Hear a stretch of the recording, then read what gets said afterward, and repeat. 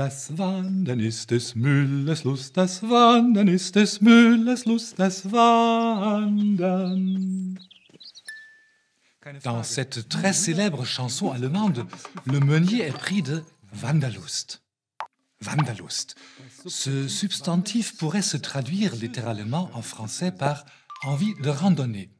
Mais cette expression n'a qu'un pâle équivalent de cette notion, voire de ce sentiment.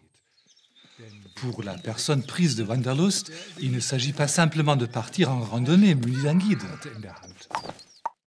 Le terme Wanderlust est issu du mouvement romantique allemand au XIXe siècle.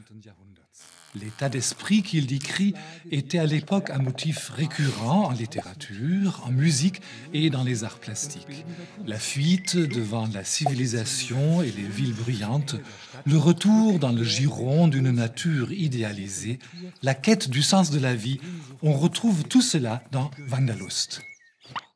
Bizarrement, jusqu'à une époque récente, le mot avait quasiment disparu du vocabulaire allemand. Pour exprimer la même chose, on a plutôt utilisé un autre mot, das Fernweh, le mal du lointain. Und jetzt, depuis quelques années, le mot Wanderlust fait son retour en Allemagne. Des agences de voyage ou des sites web s'appellent Wanderlust. Parallèlement, le mot est arrivé en France, même s'il n'existe pas dans la langue française. On le connaît désormais à Paris, où un immense club appelé Wanderlust a ouvert ses portes il y a quelques années. Pour certains, un lieu comme celui-ci permet justement d'étancher sa soif de liberté. Ou alors c'est plus que Wanderlust, c'est un mot qui sonne bien.